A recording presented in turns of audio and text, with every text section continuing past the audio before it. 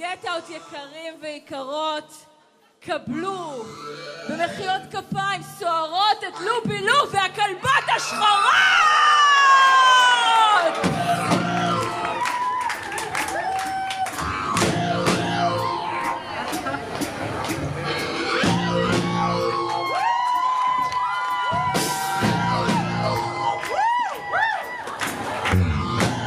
אז מסתבר שבאפולה יש גברים שסובלים מלוביפוביה. למה אני מתכוונת? לפני שבוע הייתי ברעיון עבודה. אני נכנסת, תחת כפתור בחולצה, היה לוהט. זה נשמע כמו ניו יורק. נראה כמו איזה פאב מחתרתי כזה, משהו בדאונטאון של לונדון, איזה מסיבה באמסטרדם. וואלה, אולי אפילו משהו קיצוני בתל אביב. בטח יפתיע אתכם לשמוע שמדובר בליין מסיבות שנקרא גט-אאוט, שמתקיים ביולה בר, שממוקם ממש פה, באפולה. ואז הוא עונה לי... ההרכב שלנו נקרא לובילו והכלבות, לובילו והכלבות השחורות. עכשיו, תוך כדי המופע אני כאילו עולה על הבר, אני קופץ, אני מעיף דברים, אני כאילו... אתה רואה אנשים כאילו איתך בטירוף ואתה צועק להם במיקרופון, כאילו, hands up וכל מיני כזה, אנשים עפים ואתה כזה. עכשיו, אני הכי לא כזה בחיים שלי. לא, אתה באמת נראה בן אדם... אני הכי רגוע, אבל זה לגמרי חלק ממני. זאת אומרת, זה אמנם דמות, ואני נועם, אבל כאילו זה מהמקומות האלה, אני לא יודע, בטח אתה, לא יודע עם מי אתה מזדהה או מי כאילו... יש את הפעמים האלה שאתה סוגר את החדר, שם מוזיקה, ואתה מדמיין שאתה איזה משהו שהוא האלטר אגו שלך. אז אפשר להגיד שבהרבה מובנים לובילו היא האלטר אגו שלי. כאילו היא ההקצנה שלי, מה שאני לא מרשה לעצמי לעשות ביום יום. אם היום אומרים לך, בוא תהיה לובילו בתל אביב. מה היית עושה?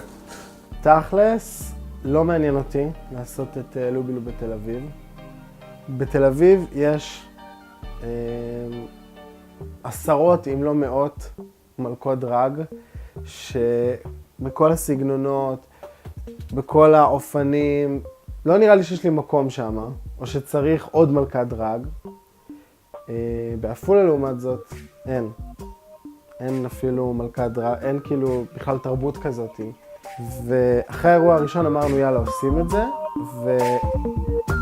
וזה כאילו היה פעם ראשונה שדבר כזה קרה כאן.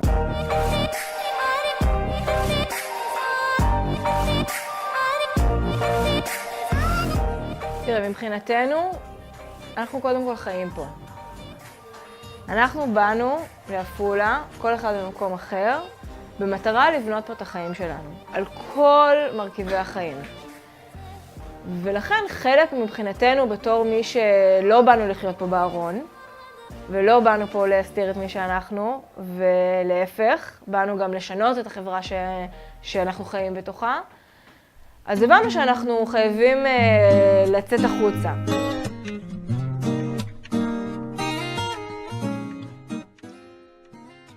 לפני כשנתיים עשו נועם, הדס וכמה מחברים לקהילה הלהט"בית מהפך בחייהם. הם עשו זאת בכך שהחליטו לייצר משהו חדש לקהילה הזאת, הכוללת בתוכה לסביות, הומואים, טרנסג'נדרים וביסקסואלים. הם בחרו ליצור לאותה קהילה אפשרות ביטוי גם בפריפריה, מחוץ לתל אביב, דבר שלא היה קיים בארץ בעבר. החלטה בעלת משמעות כבדה גם לקהילה הרחבה וגם לחיים האישיים.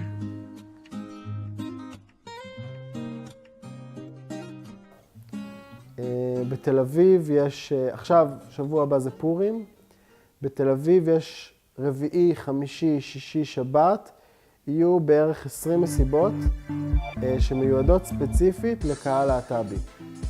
עכשיו, מה המשמעות של מסיבות? מסיבות זה מפגש אנושי, מסיבות זה סקס, מסיבות זה סצנה תרבותית, מסיבות זה פאן, זה חיים, כאילו זו תחושת שחרור. לעומת זאת באפולה, בפורים אין אף מסיבה גאה. אין שום תרבות שמיועדת ללהט"בים כאן. לא בפורים ולא בשאר ימות השנה. נועם, הדס ושאר החברים שמארגנים את הגט-אאוט מבקשים להוציא מהארון את חברי הקהילה שממוקמים בפריפריה. ידוע שהחברה בפריפריה היא שמרנית יותר, מסורתית, ולעיתים פועלת בקיצוניות על סמך אמונות שונות. מה שמביא לחשש בין חברי הקהילה בפריפריה לעשות את הצעד ולצאת מהארון.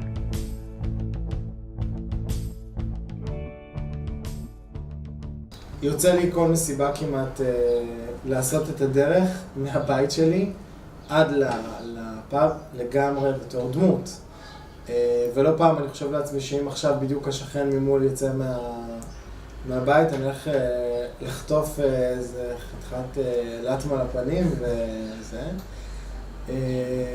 וגם אני עושה את זה על מעלה עקב, ככה שזה קל. לא קל לברוח. לא קל לברוח. אבל אני באופן אישי אני יכול להגיד, גם כנועם וגם כלובילו, לא חוויתי כאן דברים כאלה. אבל לא, אני יכול להגיד שהמצב כאן הוא לא... דרך חניכים אני יודע, לפני 3 שנים הדרכתי בעפולה קבוצה של בני נוער צעירים יותר, מחניכה שבאמת נדקרה, שהסתובבה ברחוב, האחים שלה או המשפחה שלה גילו שהיא לסבית, דרך בחור שאימא שלו הציעה לו את הדלת של החדר, כי היא גילתה שבפייסבוק ובכל מיני אתרי היכרויות הוא מכיר דברים אחרים. תנסו לחשוב רגע על עצמכם, כאילו מתמודדים עם לעבור את גיל ההתבגרות, כאילו בלי חדר, בלי פרטיות. חניך שההורים שלו שלחו אותו לטיפולי המרה, שזה טיפולים פסיכולוגיים שאמורים להחזיר אותך להיות סטרייט בעזרת כל מיני שיטות, שמן הסתם אין דבר כזה. אין סיכוי לעשות דבר כזה, וזה ממש חרא. צריכים להתקיים פה כל מיני דברים שכשהגענו לכאן לא היו קיימים כאן. שזה קודם כל חברה שהיא מקבלת, שהיא חברה שהיא סובלנית. אז הגילויים גם של גזענות וגם של הומופוביה הם אפילו יותר חזקים, כי אין פה אפילו את האימג' הליברלי שאמור להיות כביכול לשאר החברה. ובעצם מדובר פה בפריפריה בחברה שהיא בארון. שגם אם יש להט"בים שהם חיים פה בפריפריה, אז הם חיים בארון.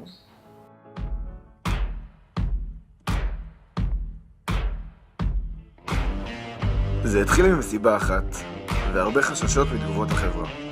והתפתח לליין מסיבות לקהילה הלהט"בית, שמזמין את כל הקהילה לבוא וליהנות מאירוע תרבותי איכותי מחוץ למרכז, בתדירות של 1 לחודשיים. אבל ההצלחה הזו, שיש אמרו שהיא מפתיעה, חדשנית ופורצת דרך, היא אכן הצלחה, אך היא אינה מספקת את המארגנים. כי אני רגע אגיד כאילו באמת, כאילו בתכלס, מתחת לפני השטח,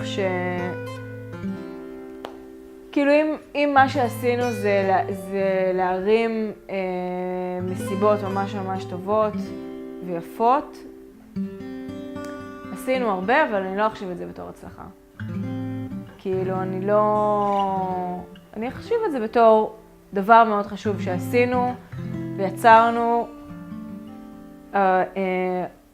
אבל העניין הזה שזה חלק מהמטרה היותר רחבה שלנו, של תכלס ליצור את הסביבה שמאפשרת לאנשים להישאר פה ולחיות פה, זה גם משהו שהוא ביום-יום. זה ביום-יום, זה לא מספיק פעם בחודשיים. ברמה האישית, אני חושב שזה דילמה תמיד. זאת אומרת,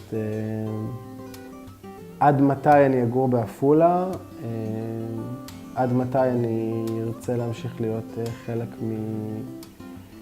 זו שאלה שהיא תמשיך להיות בוערת, כי יש,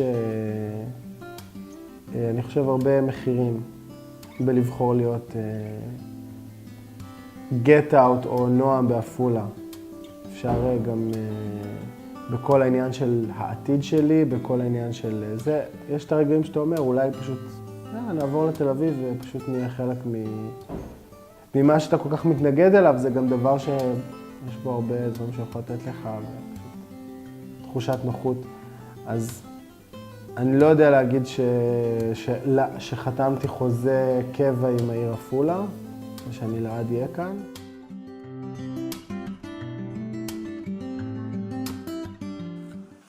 אין ספק שהשאלה הזאת תמיד תיבר. האם לעצור הכל, לעבור לתל אביב ולהתמקם במקום שנחשב נוח לקהילה. להיות חלק מהמיינסטרים. בזמן שהשאלה הזו בוערת בהם, הם יודעים שמה שהם עושים הוא חשוב לקהילה הרחבה בפריפריה. וכרגע המוטיבציה היא להמשיך ולפעול. כי לבסוף, אלו החיים שלהם.